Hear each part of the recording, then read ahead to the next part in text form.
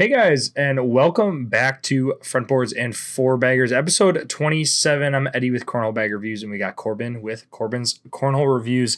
It's been a minute, man. For everyone out there wondering where the podcast has been, it's called Corbin Has Kids, and I Have Hobbies That I Treat Like Kids, and they happen to end on different nights of the week. So, Corbin has hobbies too, but with golf and cornhole and stuff, we just couldn't find a night of the week that was just working. Now that a lot of our summer activity, maybe weekly commitment leagues, have come to an end, we're able to kind of get back on the horse and get a day of the week and continue back on this podcast project, which a lot of you guys have reached out and said you've enjoyed the podcast, so we wanted to make sure that we brought it back. Today we have some pretty pressing topics or controversial topics, talked about things in the last couple months in the cornhole world. We'll be talking a little bit about the Acl Stamp versus the Aco Stamp, which the Aco is now bringing on a stamp, and kind of the new regulations that the Acl is putting forth that some people have had an issue with. We'll also talk a little bit about the no stamp movement, which has kind of been a response to this. We'll talk a little bit about bag regulations, some issues with size and template as stuff breaks in, and then we'll talk a little bit about some of the rule changes that are coming to the Acl this season. So we'll start off. How's your cornhole game been doing this summer? You know, how you feel like you've been playing, you know?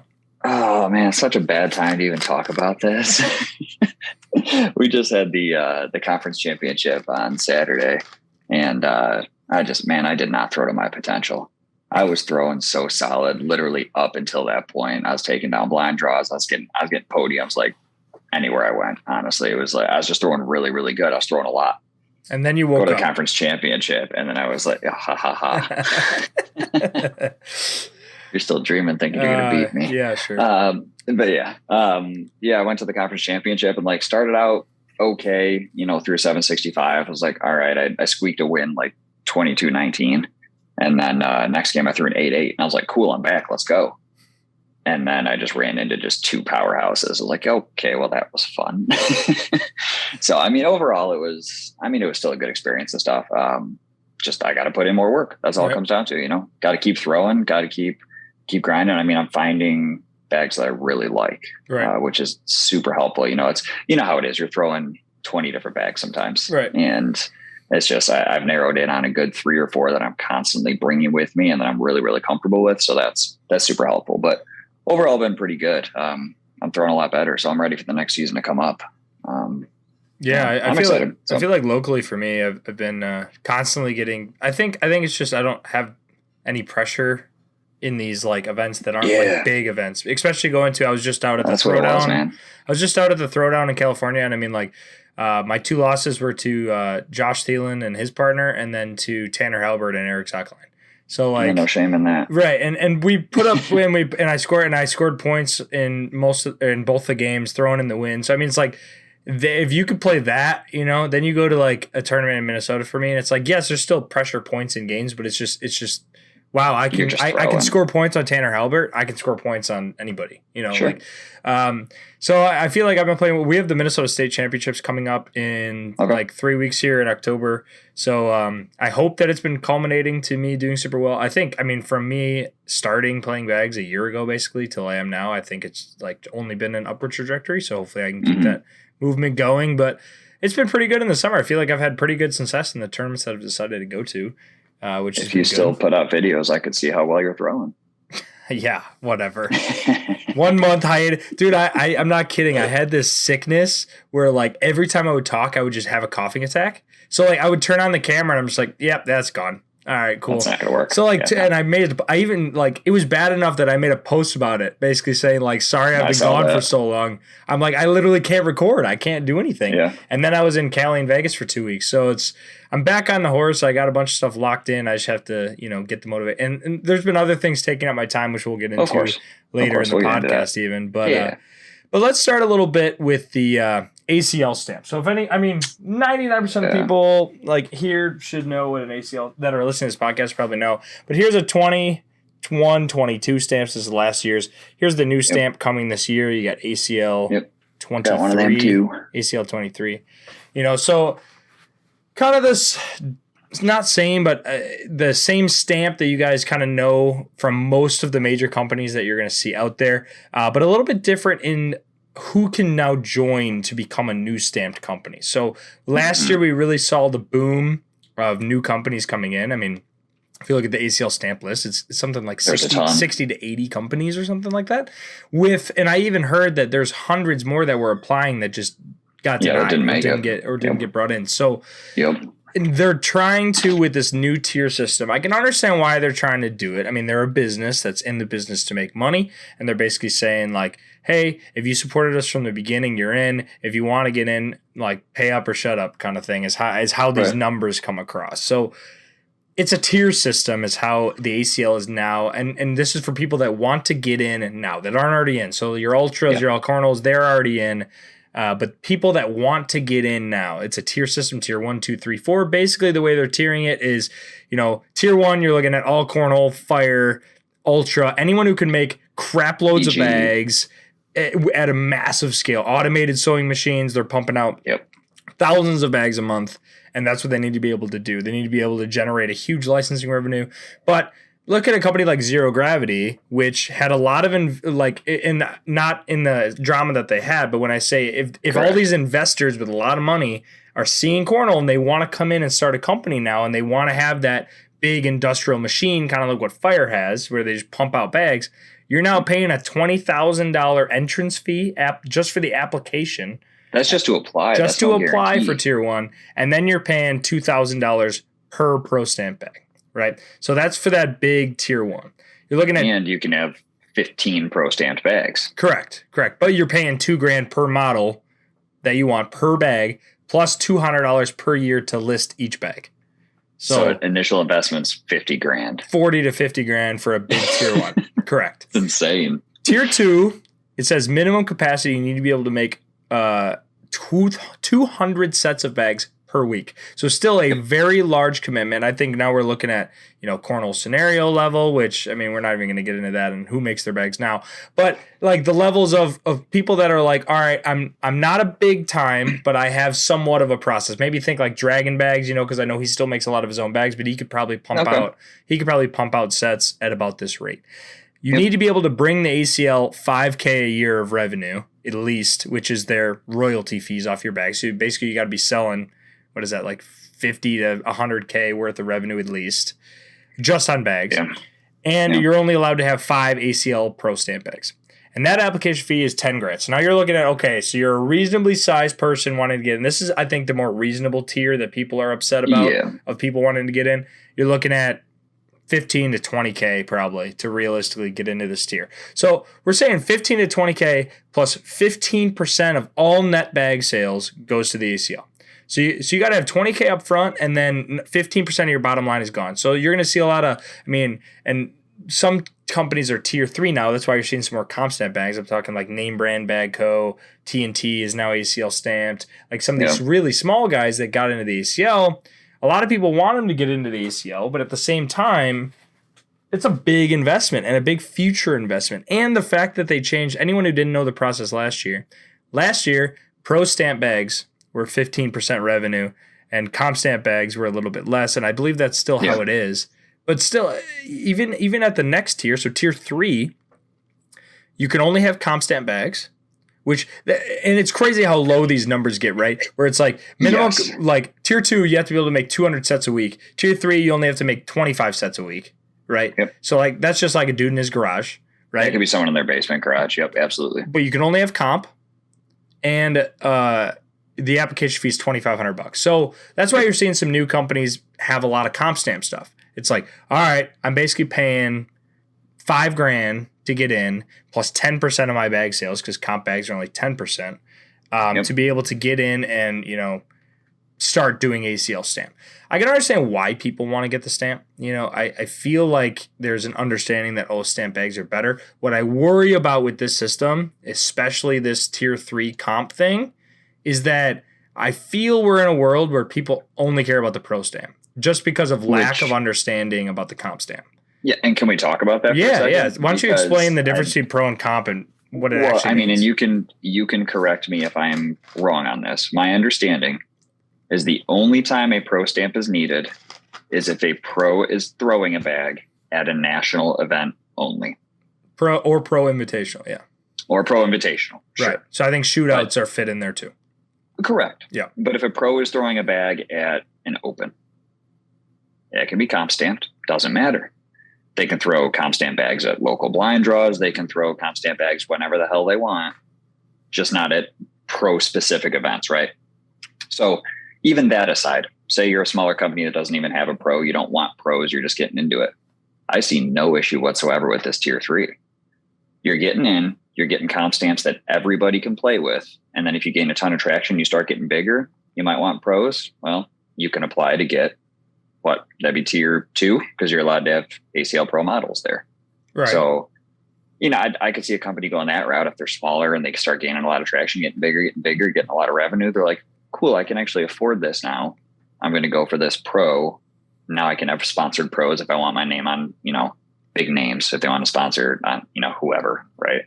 I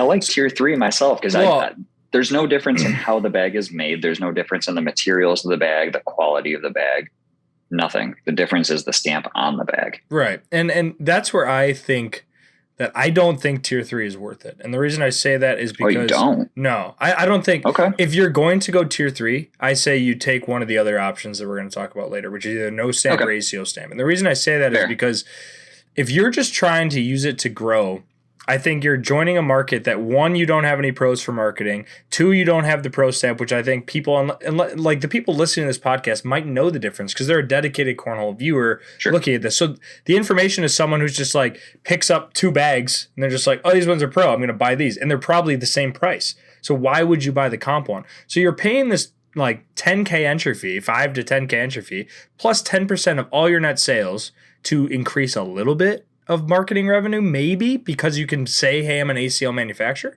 At the same time, look at 724, which granted they've gone ACO now, but 710, Galaxy Cornhole, Rebel Bag Co., Breezy Bags, all these huge no stamp bags. They have no stamp and they sell out instantly. And he just makes whatever they can make and they're doing totally fine, right? Where I'm just like, I think the ACL is now becoming a big business game, right? Of like Lucky Bags. He started as a small thing. Now he's an industry thing and he's big, right? Same with Fire, Ultra, BG, like you were saying. Like they're just too big now that if you want to start a company, unless you got the capital to invest in a warehouse and machinery and whatnot, like even Steve Miles with Cornhole Suit, they got like a factory. I mean, it's just like, how do you compete with that? Or how are you going to get to that scale? And BG, they have the money to buy, Tyler Cobb if they want. Like these players that are going to see TV time. And you as a small person are not going to get the TV time for your investment. And you're not going to get the marketing. This is all my opinion. But I just... And I can understand that. I mean, if you're in a situation where, let's say you don't want a pro, right? You just want to be thrown at ACL events. You have no interest in sponsoring a pro at any point. I see if you're a smaller guy, like, I mean, you make bags, we're getting into that a little later, but you can't pump out 200 sets in a week. Right. But you're able to pump out 25 sets in a week. Right. And if you wanted your stamp and you wanted your bags being thrown in ACL, it's not really a bad way to do it. I think that's just me. And I think we'll get into, and I think your opinion also comes from a position that most of your events are ACL events, even your blind draws are ACL events. So you need that. Yep. Where like I think in most areas of the country, if not all, except for very select few, like yours being one of the just powerhouse areas, there's no stamp requirement unless it's a regional or an open, right? Where it's just like you don't need that. And as someone who like comes from making bags, I just think that tier 3 is kind of just the like, oh, you want to get in, we'll give you something. But like ACL really doesn't care anymore. Because even talking to someone who was ACL last year, a smaller company owner, he's just like because they have to meet with the shareholders and talk about memos and stuff. Of course. With the push of like, hey, you guys need to be getting more royalties, like how much money you actually making. Like the ACL is, they're a business, but at the end of the day, they're wanting people to come in that make them money. They're no longer trying to help the small guy, which I think the ACO and no stamp, which we'll get into, I think they're a little bit more friendly to people trying to get in. And granted, they're trying to compete and they're not as big, but I think if you're starting off, I don't think the ACL is going to bring you enough to make it worth it because there's too many big players now. There's a ton. But let's transition a little bit into the ACO, right? So the ACO, one thing I also didn't say about the pro stamp is to get a new pro stamp bag now. You have to have a recommendation letter and tactile testing from 3 ACL Pro players per new series. Oh, man. And successful completion of the ACL friction and flexibility test. And the fabric and fill. This is actually a big one. Sorry, I can't believe I didn't mention this. Fabric and fill must be maintained throughout the duration of its listing. So the problem we had with Ultra last year when they went from disc to bead and back to disc. Yeah, you absolutely. Can't do that anymore. You buy your fill, you make a mix, whatever you decide to do. That's what it is. That stays. Doesn't change it. But comp actually, and it must be offered in at least 2 colorways from launch.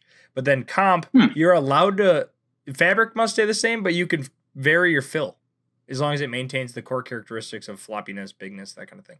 I think that's kind of strange. Is that, I don't know if that's like them meeting the small guys. All right, you're not gonna be able to get consistent fill at the rates that Ultra can. I mean, it's just curious to me that they're like, oh yeah, you have to stay the same. No more of this bullshit bag stuff. But whatever. This is the comp guys. That's where and I think that's kind of been my mind. And the reason I don't like the tier 3 is that whatever. You guys just do what you gotta do.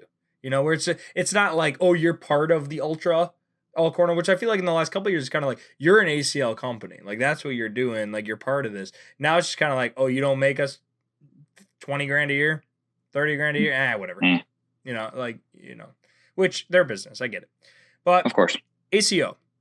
So ACO, granted, you know, so anyone who doesn't realize this, ACO was the big dog 6 years ago. They had Matt Guy, they had Ryan Windsor, they had Jimmy Graham, everyone played ACO. ACL didn't even exist.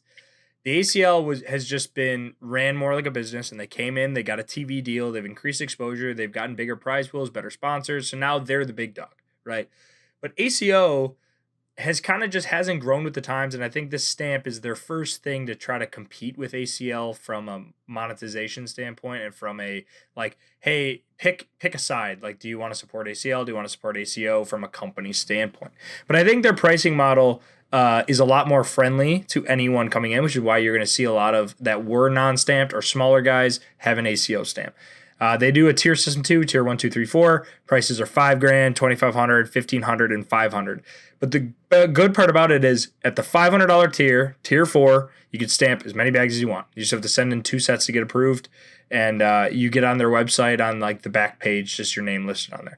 Every tier you go up, so tier 3, you get a free vendor booth at 3 majors, which are $250 a major, so that's $750. Tier 2, you at $2,500, you get a free booth at 6 majors and an episode on a podcast, so a little more exposure for you. And then $5,000, you get a free booth at every major and a free booth at Worlds and 2 episodes on a podcast and social media posts. So they're basically saying like, hey, if you trust in us, give us some money, we'll let you stamp all your bags, we'll give you a free spot to come travel, like come grow with us is how I view them, saying like, we're trying to get bigger, we want to start competing again, come grow like with the brand, right? It's like grow your brand here and not there is how I read a lot of this, which is why I think a lot of small guys are going that direction. You know, Crazy 8 is ACO, 724 is ACO. When we Haggard Bags, I believe, is going ACO. Like a lot of these companies are going ACO because they're just like, all right, Dead cool. Nuts Dead Nuts went ACO. What do we got? We got Pitch Bags. We got Ruthless Bags. We got Killer Bees went ACO. There's a lot of companies that have decided to go because they're like, you know what? I can afford $2,500, $500, $1,500, whatever it is. And in my opinion, I think it's going to increase the marketing value just as much as ACL. Yes, it doesn't have the ACL stamp on it, but if you're not Ultra with an ACL Pro stamp, I think even just having hey, we're ACO Pro certified, you can use it at ACO events, kind of has the same click in people's brains of like, oh, this bag's it's official, it's been tested, it's regulated, and whatever it is, right? Whatever that subconscious thing is of, oh, this bag's regulated, right? It has to be legit, that kind of thing. I feel like you kind of get the same. On the other hand, I don't think the stamp looks as pleasing on a bag. Takes up, because this is apparently the minimum size it has to be. Right. Yeah. So it, you know, and this is a 724 Blood Money too.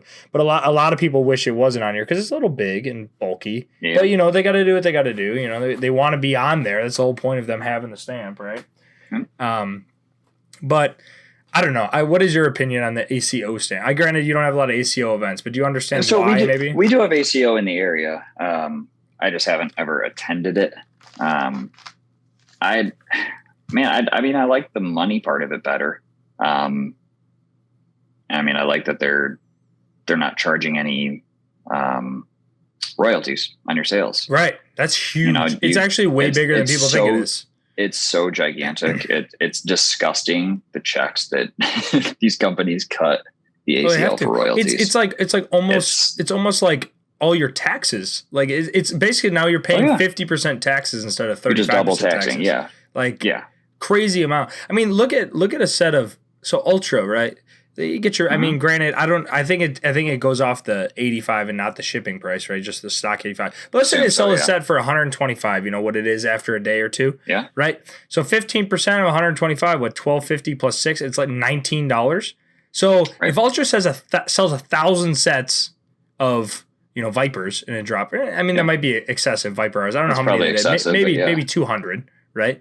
200 cents at $20 a piece. Yeah, but somewhere in the range. Let's go 1,000 for fun, just to say it.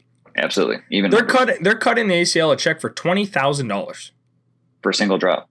For one drop, right? Granted, yes, they're pulling in, and I'm just they're pulling 100,000, 100,000, but they got to pay for overhead, machines, like taxes, employees, all this other shit. And now you got 20 grand of that drop also just going to the ACL because cool, we got to use your little thingy. Right. Not to mention the thousands that they've already spent. And the thousands that they spent to continue to maintain. And if they want to add all these new bags, and they're close to the 15 bag lines with the stamp on it.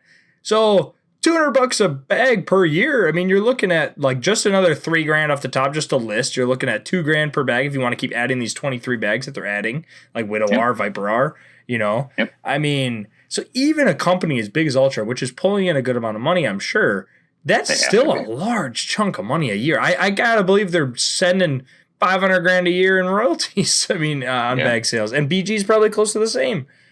Yeah, I mean, it's just it's bonkers. But yeah, I love that too. I'm glad you pointed that out. That ACO does not charge royalties, which is huge. But I mean, would those companies be pulling that revenue without an ACL stamp?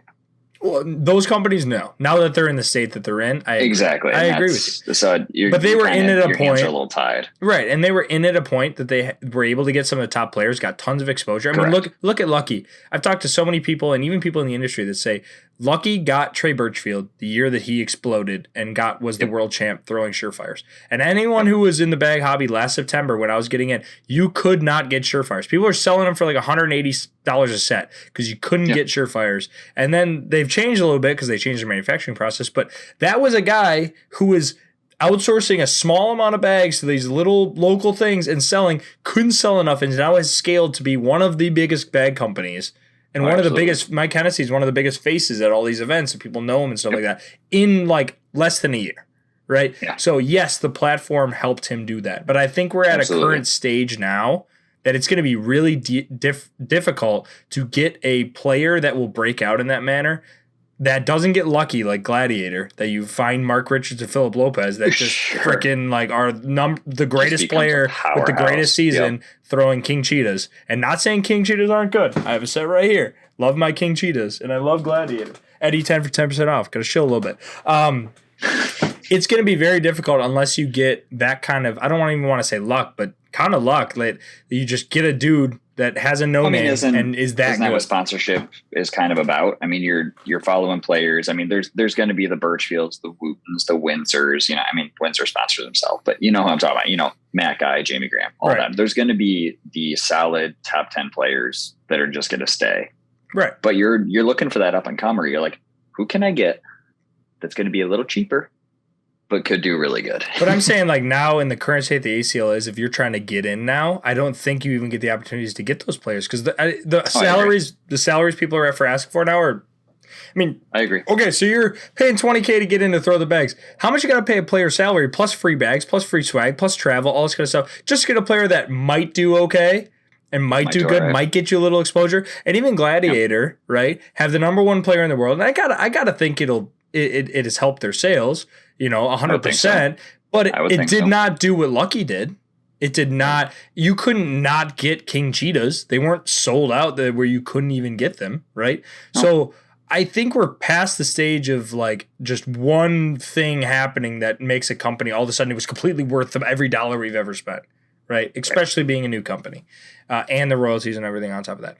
On the other hand, I think ACO because it's only, even if you spent the $5,000 and you're tier 1 and this is what you do full time now, you're trying to do it, and you get in your car and you drive to all 12 majors and you set up a booth. And I got to think over the course of 12 majors, you get that $5,000 back. Just in some bag sales, people trying out your just stuff, bag sales at the exposure, majors, and even the exposure of you being there and people seeing your tent, letting people try some stuff out, and then they order a set online, and then their friends get it. It gets in their community, all that shit, right? That you have to put in the work. It's not like a ACL gives you like the ACL marketing. You have to go do the work, but it's such a lower entry fee to get that exposure to maybe a group of people that. Granted, the ACL has the TV exposure and it has the pros, but I think the ACO has more people that are just, there's an ACO major nearby. I'm going to go. It's cheaper to go play with my friends. Go check that out. Right, where like they might be willing to try a smaller brand because maybe they don't like the money-hungry stuff. They don't want to be a pro. They don't need this. Mm-hmm. Or they think a design's cool. That's how 724 and 710 so much stuff. Absolutely. Designs are cool. So I just think that being the barrier entry being that low just gives people an opportunity to grind and get bigger if they want to in that space. Yep. It does make sense. Right. I mean, and there's still legit players. Oh, yeah. I mean, Craig Irvin, who just won ACL, and he qualified to be an ACL pro and decided to go ACO. Yep. Caitlin Ham. Right. Maddie McBride. Maddie McBride. There's throwers. Austin Cameron. You got Caleb and Isaac Hurt, which are... Oh, yeah, the Hurts for sure. You got Gary Bearpaw.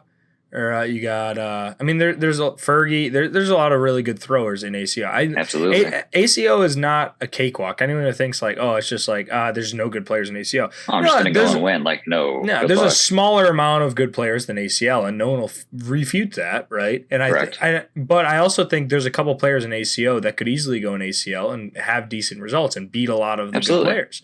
That are just choosing to stay ACO because maybe they like the fact that they can more consistently get in the payouts. They can more consistently, maybe they have good sponsors. Maybe they got a lot of friends in the ACO. Maybe it's closer in their region, easier to do regionals. I mean, there's a lot of reasons why people would stay there. And it's not because they're not good enough to play. It just makes more sense logistically and financially for them to do that. Absolutely. But let's transition a little bit into, so I talked a little bit about the no stamp movement, and what I think the no stamp movement is kind of like people that are like, all right, I think the stamp stuff is dumb. I don't want to have to pay the money for your stamp. I want to support a company that's just a dude grinding and putting in the time. So I started my own bag company. All right. So Sub-Zero Bag Co. is what I started. It actually started as I wanted to be able to make bags for myself just for fun. Like I love designing bags. I always loved designing customs with companies and stuff. So I bought myself a heat press, sublimation printer. I got on the Facebook pages to learn how to make. I asked a bunch of questions to people that I'd talked to in the past, and I started just making them for fun. Then I was able to make a set for my buddy. Like he was the first one to buy a set from me. And as I kind of kept making more and more, I was just like, this is kind of cool. Like I'm just going to launch it as a no stamp thing, something I want to do for fun. And to say it's blown up is the wrong way to say it. I don't think it's like blown up, but I've had pretty consistent amount of orders. Like people are getting excited about it. I've had some people try them and they really enjoy them. So now that's what I personally throw. So somehow my favorite bag is a carpet bag, and Corbin has the same carpet but different fast side, but on the Frostbite. Mine are the Avalanche. Yours turned out really, really cool. I like yours a lot. It did turn out okay, I guess. These are a carpet bag Avalanche 4.9. It is like the most stupid, hole-friendly carpet bag I've ever thrown. I don't know why I can actually throw these things. And then here is my Tempest, which is your 6.9 speed. A lot of you guys would know. Here's just my personal design with Louis. But hey, look at that closing stitch. Look how good that's got. It's a pretty solid closing stitch there. That's trash. One of the first sets I made. Trash. Gotten way better. He'll be getting new ones to review. Don't worry, guys. That's all right. He was one of the trash beginning ones. Got to start somewhere, bud. Right. But I found, reviewing bags for this long, I knew the materials that I thought were good, the template size I thought was good. Granted, I have 9 different templates in my garage, 5 different kinds of fill. I just always am testing and tinkering, trying to find the thing that I find is the personal best. I'll go outside. The amount of times I make a bag, go outside, break it in, throw it on the boards. It does a couple things I don't like, and I come back inside and cut it open. I'm just like, this sucks. This sucks. No one will like this anyway. Why would I make it? And I feel like that's something else, yeah. Right, and not trying to toot my own horn or say my bags are the best. I'd put my bags up against anyone personally because I will not send out a bag that, other than yours, that I don't think are perfect. because it's just, it's the only way fair for me. Yeah, the way that I am. I was just like trying to get you something. And then I thought I was doing a good job, and now I'm actually doing a good job. And I'm like, damn, Corbins suck. Here's the thing. I mean, I don't know if this is a compliment to you or a slam on Lucky, but like, this is just as good as Lucky was 2 years ago. Here's my Pro Sniper closing stitch. Well, yeah, that's my point. That's my point. Like, I mean, that's really not bad. Right. This is much better. This is a lot better. Well, yeah, that's a lot better. That's cleaner, but there's really nothing wrong with it. No, it's not going to fall apart. This bag is not 100% broken in either. So as it gets looser, whatever, it'll actually do just fine. Yeah. But either way, okay, you're fine. Right. Whatever. I'm being too nice. This looks like shit. Yeah, trash. No one throw Corbin's bags. Straight trash. Actual ass. But no, I shout out to Mike Baggs, a reviewer on YouTube. He's actually got a couple sets and reviewed them for me, which has been really nice. I'll be sending a set out to you soon. You'll have another set soon because I got to send you the actual good ones. But yeah, you probably should. One of the most popular bags have been the carpet bag. It's crazy. I had a local that is a carpet thrower. He started throwing them. He started winning tons of tournaments with them, and now they're selling like hotcakes, which has been awesome. And then my Tempest, which is like a Pro Sniper. Blizzard's like a Surefire. I got like a Cat 3. I got a Viper. All the kind of ones that I'm like, all right, these speed ranges I like. But I have slightly different templates than they do, slightly different corners. I do a mixed fill, that kind of thing, where I feel like mine do what I want them to do. And again, I wouldn't throw them personally when I have all the bags I have just out of pride that I make them. I throw them because I personally believe that they will compete the best that I couldn't compete and give me the routes that I could do. Plus, I think my designs are cool because I spend a lot of time doing the designs. So if you guys want to check out some of my sets, I have Sub-Zero Bag Co. on Facebook, as well as you can reach out to me personally. But I will have a website on the way. It's being made right now. Trying to make it get a little bit bigger, but it's the only I don't like plugging myself too much. You guys will not see myself. You kind of have to, though. Yeah, you won't see me reviewing my own bags because it's just not how I feel the route to do it. I will have a video coming saying I started a bag company and talk to you guys a little bit about the process and show you my shop and that kind of thing. But I'm doing this as a passion project. I'm doing this because I love the game of Cornhole and I love being able to make bags that other people find cool. And that's the biggest thing for me is like, if you come to me and you're like, that design is so freaking cool, I want to cool it. The fact that I made that design and someone else thinks that's so cool enough they want to buy it, just like, it's such a feeling you can't replicate with other things where people just love what you're doing and then want to be a part of it. So everyone who's bought a set so far, I think I've sold about 150 sets or so. I hope you guys love them, and I really appreciate the support. So if you guys want to check out a set, definitely shoot me a message. It's getting backed up a little bit, so I'm making them as fast as I can. It's not my full-time job, so I'm trying as best I can to pick them up, but appreciate all the support. CS. Whatever. That's actually a really interesting point that I want to bring up real quick. Is that you're welcome? Is that people all the time are like, hey, what's your Venmo? Let me get my money in to get myself in line for like customs and stuff or orders. I will not accept money. I won't even ask. I won't tell them my Venmo or anything until the bags are ready to be printed. Right. And the reason I'll tell you is Venmo. The reason I do that is because I don't like having other people's money. If like something comes up and I can't make them for a week or something, I feel obligated. I'm like, oh my God, you've paid. I got to freaking work overtime and get these things done. So it's just like, hey, I'm going to be able to get these done this week. They're ready to go. Shoot me this and then I'll print them off. Right. And so it's at least like, all right, you're in my pipeline already. So it's kind of a good interaction. Like you're going to get them within a reasonable time and you're not gonna be like, I sent you money like 2 months ago. Like what the heck? Right. And that's something I really am trying not to do. So if I get to the point that I have to tell people no, or tell people I got to wait a little bit, or I have a stock on the website, that kind of thing, it's just because I don't want that situation that you feel like gypped out of your money waiting for months at a time. It's no bueno. Right. And that's not the vibe I want. I'd rather be able to wait and again, I'm not going to sacrifice quality. People are like, oh, what are you going to do? How is it going to grow? I'm not going to outsource work. I sew every single bag. I design every single bag. I fill every single bag. Like I don't outsource any of it. So like all of it is me in my garage doing what I can do. So and that's the way I want it to go. I want to, I just want it to be my thing. I don't need it to grow. I just want to do it because I love doing it. But yeah, so Sub-Zero Bag Co. had to shill a little bit. I don't like doing it, but why not? You kind of have to. I mean, check them out. You do make a quality bag, and you have a lot of different speeds, which is cool. Right. You're not just kind of catering to one or the other. I mean, you got your Surefire, you got your Pro Sniper, you got your, this is almost a mix. This is like I call almost that a like Merc, but kind of a Viking, but also not because the template's way different. It's Merc materials with bigger template. I find correct. I call it like all my carpet bags are friendly carpet bags. They can still roll and cut because people do them, but it's not going to bounce on you like a Viking. It's not going to roll if you don't mean it to roll.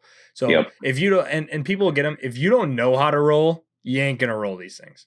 But if you know how to roll, you can roll them, right? You're going to make it happen. Yeah. Right. They'll still do carpet things without being too carpety for those that may not want something and if you can't throw a carpet bag, like these are freaking money all the time, dude. They're so good. Like, and the thing people don't get about carpet, which, sidetrack a little bit, but of course, this isn't carpet you would put in your house. That's not what we call it carpet because we don't print on it. So it's like this bland color thing, right?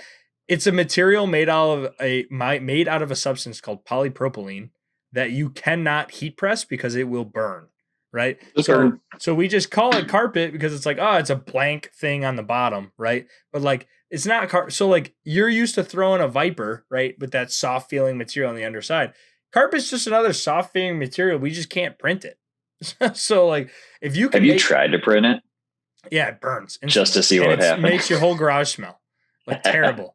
It's not worth it. It's amazing. But if you make it with the right template and the right feel and fill and floppiness, it plays like a normal bag. It's just people see it and they get in their head like, oh, this Viking that I throw just kicks like crazy. I can't throw it. No, that's their fill template combo. There's a tight little puffer ball. That's what they're meant to do. So if don't knock on it till you try it. There's reasons my number one selling bags because I go everywhere and people try them and they're like, those are insane. I want them. And I'm like, I know it's not carpet. I don't know what to tell you. Trust me, I'll get a set to Corbin and then he'll Viper army. Be like, these are so good. I don't know. But all right, let's move on to. Before we get too long here, let's move on to bag regulations and rules. And stuff. So interesting thing happened at the World Championships. In doubles, we got Mark Richards and Philip Lopez were playing against Devin Harbaugh and Derek King in the bracket final. So it was to make the final 8 or the final 4. It was either to make the ESPN stream, I believe, in doubles at the World Championship. Yeah. And Devin Harbaugh and I hate saying that last name. I can't get it out of my mouth. Harbaugh. Yeah, I know. I can't do it. I don't know why. It doesn't come out right. So apologize, Devin. I know your last name. My Midwestern mouth just can't say it. I don't know why. But Devin requested that Mark's bags, he said they were too thin and requested a bag check. So a official came over with a bag measurement device that was provided by Ultra that they gave to the ACL, I guess, and measured Mark's bags and found they were too thin. Then they measured Devin and Derek's bags and found that the template was not big enough. It was too small, right? So the thickness was fine, but the template was small for regulation, right? So those bags are both found illegal. They went into their bags. All of Mark's bags failed. All of Philip's bags failed. All of Derek's bags failed. All of Devin's bags failed. So now they have no bags. The only bags in the whole venue that passed were Ultra, Fire, and All Cornhole were the only bags that passed. And in my opinion, it's because they have the biggest templates of any bag, and they're able to fill them enough because otherwise they become like paper. So they're a fuller at the beginning, huge bag, so they pass regulations, right? So then it brought up this issue. So then they eventually ruled, okay, you guys can use your bags, because you don't have any other bags, and we'll deal with it next year, basically. They haven't officially stated what exactly they're going to do. I've heard some comments say if it's a 21-22 bag, you can't measure the template, but you can measure the thickness. And now with a 23 bag, you can measure the template and the thickness before an event. That's kind of what I've heard some people say, or what some regional directors have brought up about their events, kind of thing. From a bag manufacturer standpoint, as someone who make bags, and you can understand this too, as someone who breaks in crap loads of bags and feels different templates, I don't know how a bag maker is going to fit this without becoming everyone throwing ultra size bags. I have no idea. Or super full bags, right? Like Sure Shot Loco full bags that just never flop up. Because if I grab a bag, even if I grabbed a Viper and I throw it in the washer with a cup of wrinkle, like a crap load of wrinkle guard, that thing will come out like a napkin. Like there's no way that thing's thick enough. I can press it and bend it four ways, right? But if you boil an ultra bag, like I have one set of Viper Bees I boiled and one set of Viper Bees that are wrinkle guarded. The wrinkle guarded ones, I just personally like my bags feeling really soft. I just like the way it feels in my hand. So the wrinkle guarded ones, I love the feel of, but they are way floppier. And the Viper Bees that I Oiled, I've thrown way more, but they've kept that fullness. They bounce a little bit more, which is kind of the indicative to the break-in process. Same exact bag, same template, same fill, same material, same everything. One's probably illegal, one's probably legal, just based on break-in method, not even being thrown a ton. Then you get players like Mark Richards that have thrown the bag the whole season, right? The beads, for any of you guys who don't know, have these burrs on them that they just rub together and break down and get smaller over time. So the bag is just going to get thinner because the bead material is literally falling out of the bag as you're throwing it, right? So where do we get to? Like, what do you think a bag maker is supposed to do? Like, how are we supposed to fix this stuff? And that's tough to me because it's like, I think that each bag manufacturer was within their spec when they sold that bag. Right. They were within published specs on what it was supposed to be. They have to be to get bags out of the door. Now, I mean, we know about Lucky Gate and whatever, but I mean, for the most part, you know, bags out the door are approved and they're where they need to be. You can't take responsibility for what people are going to do with their bags. I don't think you can. I mean, now I do understand that certain bags really break down a lot. Certain fills break down a lot. Right. What are you going to do? What can you do about that? I mean, and just say, well, you can't use this bag. I mean, that's really all you could say. Right. You can't use this bag at this tournament. A contrary point to what you just said too is like, so let's look at Devin's case, right, with his bags. So Matty King, owner of Dragon Bags, they were throwing Dragon Bags Beasts. So those bags were new for that tournament and weren't wide enough, right? So that I would argue to say it came off the manufacturer floor, not in regulation. But the problem with that is I bet you when they nuke the crap out of that and throw it a ton, it will relax to the point that it's now in regulation and thick enough. You probably make it slightly thicker and a little smaller. So when it does relax, now it's good. So what's right? Because it's like, so his wasn't necessarily right off the line, but now when you get it where it plays how it's supposed to play, it's legal. Well, because no one's going to throw a bag right off the line. Right. Or if they boil it and keep it, they like a little smaller bouncer. I guarantee you the Vikings that I have are not big enough. Like I have these tiny little puffball Vikings. Okay. Right? That I'm just like, okay, so they react the way they're supposed to react, and they probably do relax. I mean, I'm sure you felt the pros Vikings that are just like drippy, floppy things. I had OGs that were just napkins. And those are probably legal now. But it's like, so it might have been past the point of being legal. Right. But and that's another point. I mean, they probably played wonderful but they're probably legal, right? And, they did. Every bag that I throw, bar a couple, like even my Sub-Zeros are completely legal. But if I just keep throwing them for the next year, they're gonna be illegal. There's nothing I can do. Like I can't. Yeah, so it comes down to, do you just get rid of the testing and whatever as far as like tournaments and stuff goes? I mean, still have them be within spec when they leave factory and stuff, but do you get rid of that and just say, well, it's the 23 season, you have a month, and then you can't use a 22 bag anymore? Here's my I think the way that they have to do it, I think the best way to do it, it's tough, is to have a representative, like if you're an ACL company, to have a representative from ACL do random quality checks off the line, not broken on brand new bags, where it's like, okay, random quality check. Are you in spec?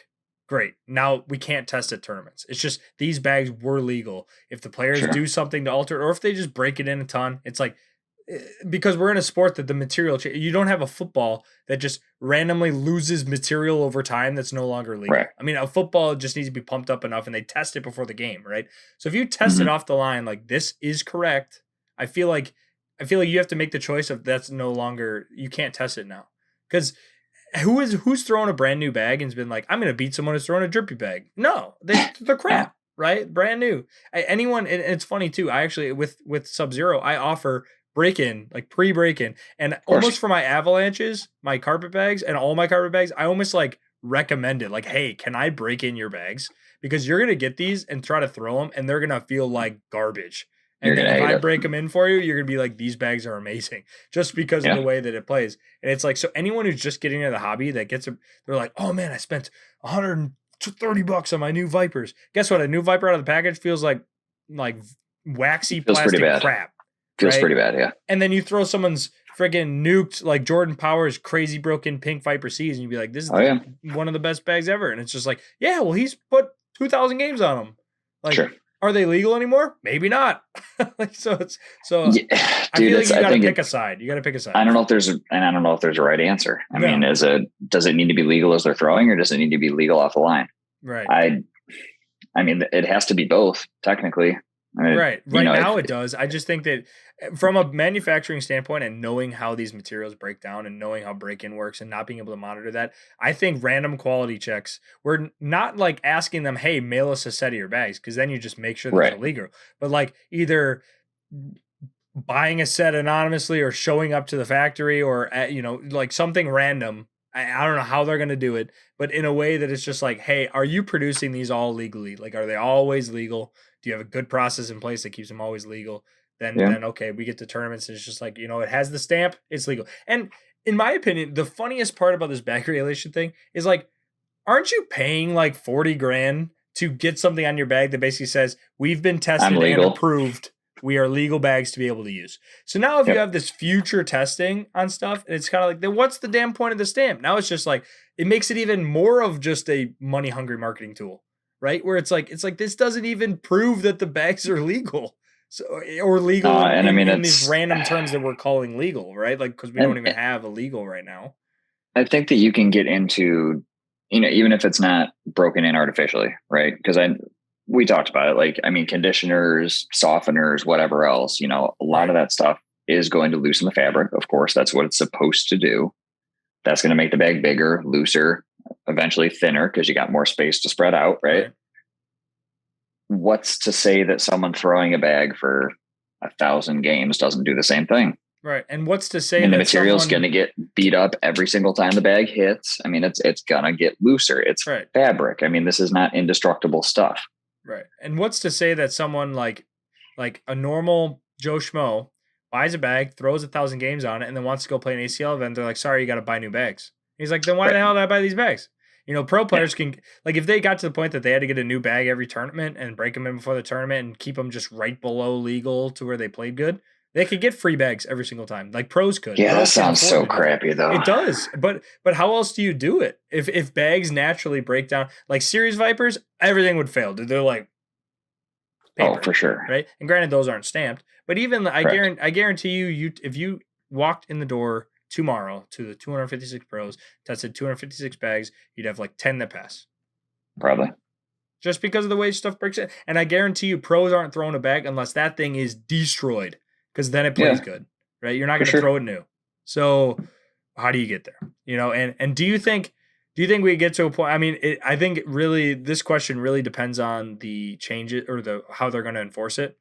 Mm-hmm. But if they enforce it at all times, off the line and new, you're going to see every company change their fill and template to an ultra fire bag. That's the only way it'll stay legal. If it's the size of a game changer with a mixed fill that makes it decently full. That's the only way that you're going to be able to stay relevant over the course of the entire thing. Yeah, and the bags are all going to become more similar, and that's just like, Right. Then why? And then it also, if you're a new company, then what makes me want to buy your bag? All right. Well, what are you doing it for? Ultra too. Like you have nothing different to your bag because you can't have anything different to your bag. Nope, not allowed to. Do you think this is good for the game as we grow? Like, especially trying to get into the game. Like, now what do you do if you want to get in? So it's one of those things where, like, I mean, I'm sure you've played against Series Viper guys, right? Right. And it's they're total jitterbags, 100%. They're general game changers. Yeah. Correct. Yeah. But like, I mean, I can understand it for like that aspect because Series Viper is just, it's so dumb what they can do. I agree. Yeah. Correct. Like they're ridiculous, but like you're allowed to have different fills. You're allowed to do different things. You're allowed to have different materials. So it's like, where is the line drawn? Right. Is the bag really that big of an advantage? You want to know the best part about being a non-stamp company? Doesn't matter. Doesn't matter. No, I don't think there's been anything like Series Vipers that have come out. There's nothing like them, and they're not allowed to be used anymore. The material's 3 days now. That's why old Cat 3s feel so good too. Correct. Yeah. So yeah, without a stamp, you're kind of toast, and well. All right. I don't know. I'm just curious. I'm really curious on how they try to enforce this because I think it'll end up changing the landscape of how you can make bags. It might, yeah. A little bit of there's been a couple of rule changes that people have been posting on the Facebook page that I wanted to talk about. One of them I have a very stark opinion on because I'm one of the users of this rule. And this is a big difference between ACO and ACL because they are different stances on this rule. Is the follow through rule, right? So a lot of you have seen on TV, Frank Modlin, Tyler Parent, even me in my YouTube videos, right? I throw the bag, and when I'm done, my momentum carries me past the board, and my foot steps past the line. Right. And I told this to someone who commented in my video the other day. He's like, do you need to have a footfall every bag? And I commented back and said, like, go in my video and go frame by frame. And if the bag's not out of my hand and my foot's over, then I'll agree to change the way that I throw. But guess what? If you slow down my videos, my bag is gone every single time. My foot's not stepping past the line before my bag's there. Right. So the rule has now been changed to where there's a vertical wall on the front line of the board that your foot cannot cross that vertical wall until the bag is out of your hand. So it can be off the ground, and with the caveat that you have one of your toes touching somewhere inside the box when the bag is released, right? So you can't step all the way out and then have that foot come up right at the end. You have to have some point of contact, and your follow through leg or anything cannot cross the barrier until the bag is out of your hand. Your hand can, your chest can, like whatever. You can lean forward if you want. Like your feet just have to stay behind the line. That has been changed from your foot cannot touch the ground before the bag is left your hand, but that leaves you room to kind of step over and throw at the same time. So I can understand that slight rule change. My big problem with this as someone who oversteps is any pro player or top tier advanced player that plays against Frank Modlin, and he does it every single bag, none of them bitch. Because at the end of the day, you get no advantage, right? I'm not cheating. I'm throwing the bag from 27 feet the same way that you standing still throws the bag from 27 feet. Just because my body decides to go to 26 feet after the bag's in the air does not mean I didn't throw the bag at 27 feet. And pros know that. There's no advantage. So I've never heard anyone who's very good at cornhole complain about this rule, ever. Because you know what the advantage is for Frank? He can still throw bags with his terrible hips. Right. That's literally the only thing it does for him. Right. Mm-hmm. Right. And even for me, and I challenge people like, okay, if you're the hater of this rule, go put 3 bags on and throw a 4-bag push and stay behind the line. You either have to be a stepper that steps to the front and throws all your power into it. But if you're a standstill thrower and you want to throw a 4-bag push, do it with not going like this and falling over there. Because I guarantee you're not going to get enough power to have that much momentum. What? Yeah. Like you know what I'm talking about. But I know exactly what you're talking about. Even airmails, dude. I find airmails, it's just like, all right, I'm falling through to the hole, right? I'm making sure. Sometimes I do, yeah. Sometimes I do, sometimes I don't. I follow through on a push. I mean, that's just, and so do, and it's only on a hard push. But like, so funny enough, like I do it on hard pushes, but I also do it on a finesse step out. Right. Just to make sure I don't know why. That spot. It lets me kind of hold the bag up and just kind of let it go. It's probably because on the step out, you're subtracting the front of the board. You got to make sure you get it up and over. I have to get it up high enough. Right. Yeah. Cause I'm losing whatever 20 or 30% of my board as I'm stepping out. And so I I do it on those. The reason I do it is because when I do not do it, I stop my follow through a little bit short and my bag jumps right every single time because I'm not finishing my shot with my body and my arm, everything continuing to the hole. And I need that continuous movement to keep my bag from jumping on me, because when I cut it short, my bag just doesn't have the same rotation. It hits and jumps on me really bad. It's like if any of you have played and got tired at the end of a tournament, your bag gets lazy and starts kicking on you. No, 100%. It's because you're not following through the same way you've been following through all day. And that's just a part of my follow through process. And that's why I think that the game is actually worse with the ACO rules. And that's why anyone who says we need to adopt just making it illegal, I actually think it will make the game way worse to watch and play. Watch Austin Cameron when he plays ACO. Every single bag, his foot is up off the ground and he's holding his balance at the line to not overstep. And then he goes and plays ACL and he oversteps every single time because his momentum is carrying forward. But in ACO, he's learned how to do this sideways balance thing to not step before the bag hits the board. But it looks so unnatural, and he's doing it because he's 16, 17, whatever his age is. Because he has to, but he's able to do that balancing. Tell a 6-year-old he's got to do a 1-foot balance every bag he throws. It's like there's no shot. So what is he going to do? Learn how to step. Learn how to do something to stay behind the line, right? So, and some people might argue it's a better way to play, like whatever it is. I just don't think there's any competitive advantage to it. And I think if you tell someone they need to change or that what they're doing is illegal or something, you have way more things that you need to be worrying about. Yeah, you need to focus on your throw. Right. Because I guarantee you're only complaining because you're getting your butt kicked. Or you're mentally blaming it as, oh, I'm distracted and that's why I missed that bag. If that's distracting you, like I mean, there's so many people that try to talk to you during. You know what I think should be illegal is setting your bags on the front of the damn board and picking it up right when I'm in my backswing on purpose while someone's throwing. Yes, yeah, every single time. And there's people that do this, and even if they're not doing it on purpose, they somehow time it where I'm ready to throw, and I got to sit there and watch your whole body move and bend over in my entire peripherals, right? Well, we've talked about this before. Oh. I do set my bags on the front of the board, right? But you wait. I let my bag go, and I sit there, and I stand back, and I wait until they throw. Right. Now, if they're like taking some time and like stepping out and like thinking about what to do, I might grab my bag. But or if I totally whiffed the last bag and they haven't thrown yet, like, yeah, I might grab my own bag. But I mean, you wait. It's a courtesy thing. Right. But I have seen people do it 100%. I mean, especially the guys that hold two bags, they throw one, then they throw the other, and then they just automatically reach down to grab their other two. And like, you could be in the middle of your throw as they're reaching. Right. There was one game that I played at the ACL Open that I literally, and granted, I threw really well because I think I slowed down, but I literally had to consciously wait for him to grab his bag before I stepped up and set myself because the first couple throws, I'm just like, dude, like I can't ask you to change the way you're doing. He's just going to keep doing it. Distracting.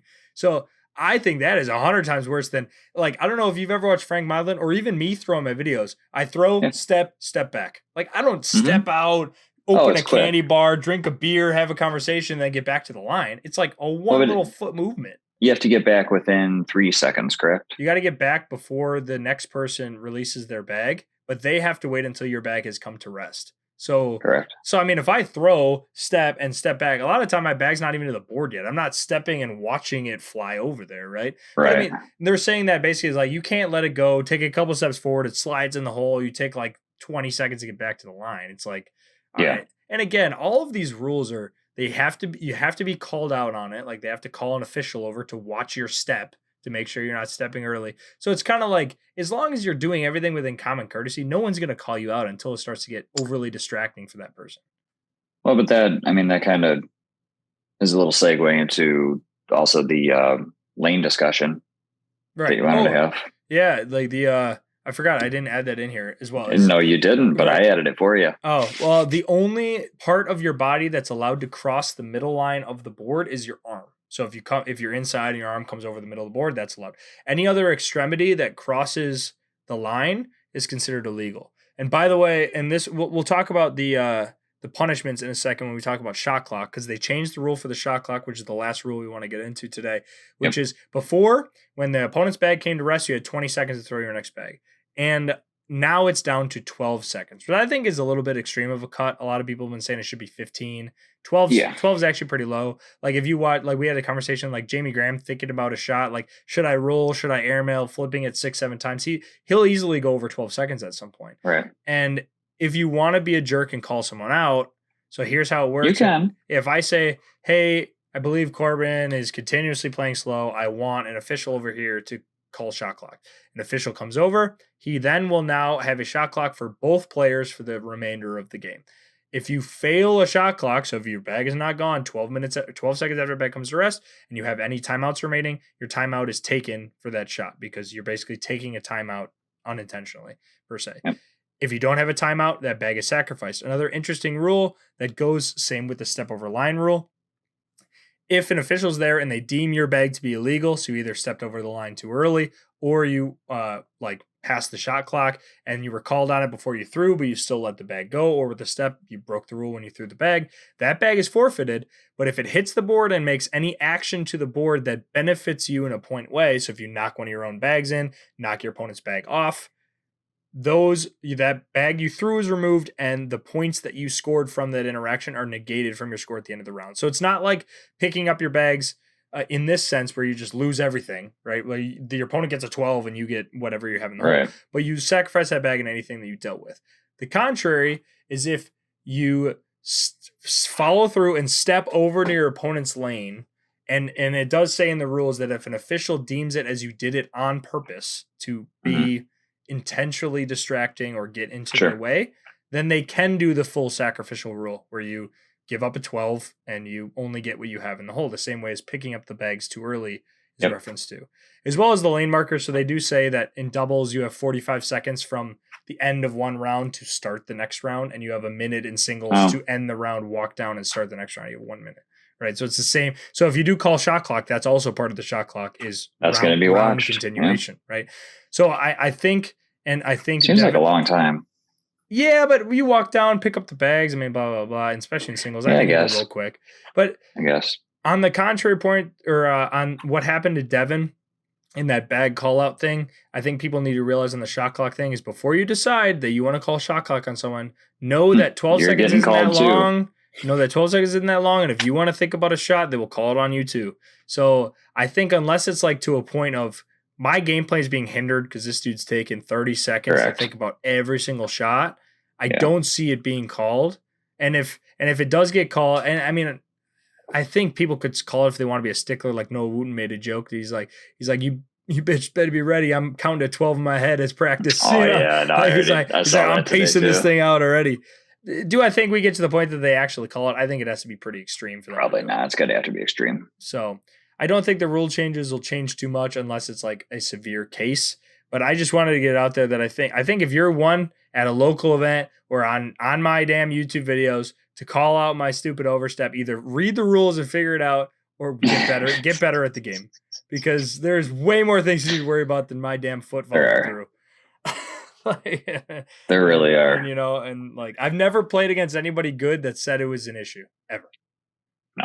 So it's one of those things that I just honestly, the reason I'm so passionate about it is I can't believe how many posts I see about people bitching about it. It's like, seriously, why do you care? Like, where do you think anyone is cheating or breaking the rules? Like, it just blows my mind how many people give a shit about something that's so inconsequential to the game. They care a lot about things that don't matter. Right. I mean, granted, it is the internet and people just care about shit that doesn't matter. Understandable for sure. And we're an hour into this podcast, so the only, not that many people will hear it that probably don't, that are the people that would comment that anyway. So fair. So on how I believe, I think it's stupid, and I think the ACO should revert it and just say, I don't give a crap, just don't pass the line. I don't care.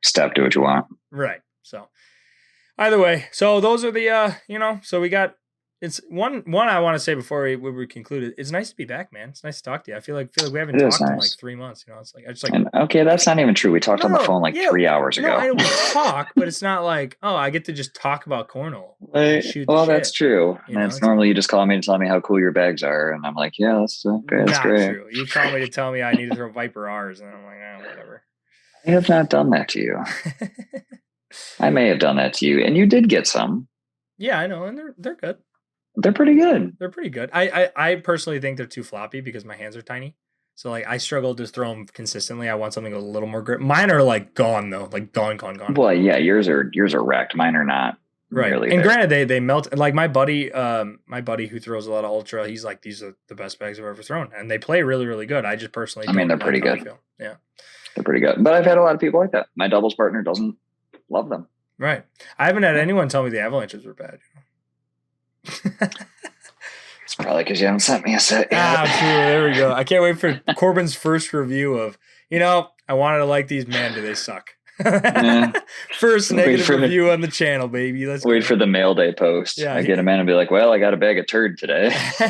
Corbin passes his 100th review, and now negativity starts to creep in. He's everything. He's like, all right, I made it to 100. Now I can start crapping on every company I want. Yeah. Now I just feel bad for every single person. By the way, speaking of the 100th, because you plugged yourself, I'm going to plug myself.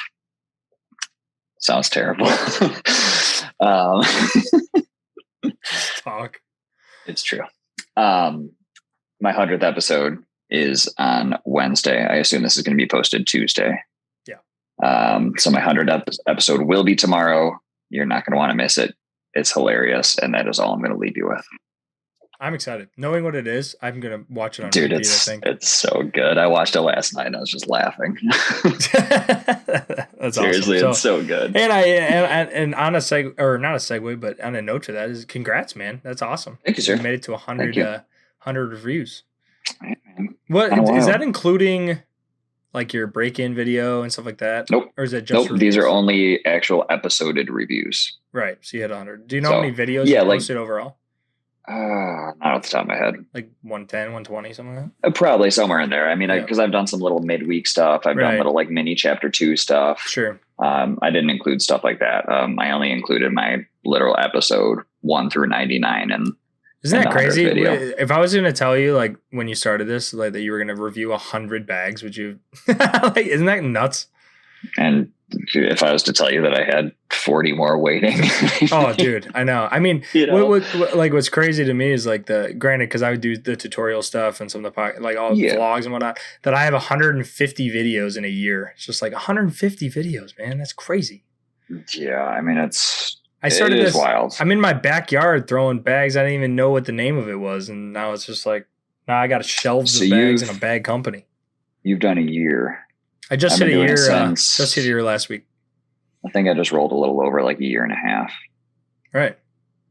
So no, dude. I mean, both of our growth has been. I feel like 100% that me growing was because of us together, and then your continual growth is like I feel like we're helping each other more than we're hurting. You know, we're like helpful parasites.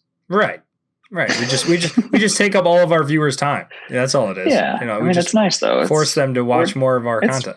Mutually beneficial. Right. So, well, this episode's a little bit long. If you've stuck around to this point, then man, you are dedicated, and we appreciate you. I'm impressed. You know, and we hope that it was enjoyable. You know, it's nice to be back and just talk. Hopefully, we continue to come up with good content ideas. If you guys have any ideas that you want for future episodes or just for us to talk about or share our opinions on, we'll obviously have more bag reviews coming on the podcast and more in-depth stuff about a couple companies that have sent a bunch of stuff.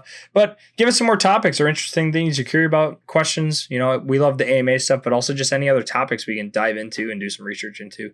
We'd always love to do. So if you're still around for that, just know we value your opinion and we want to tell you the stuff that you guys enjoy. So, you know, a little bit about the ACL, ACO, no stamp. You know, I hopefully we cleared that up for some people. But maybe why when you ask me, are you going to be ACL stamp soon? I tell you no. There's a rationale behind it.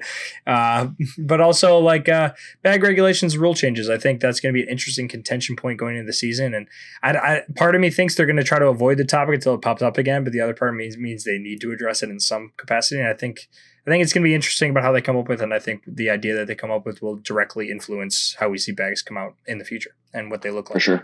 So, well, man, appreciate you joining me for another episode of the podcast. Absolutely, dude. If you guys made it this far, really appreciate you guys' constant support on the podcast and all of our videos. Hope you have a great rest of your day and rest of your week, and we can't wait to catch you guys in the next one. Bye, guys.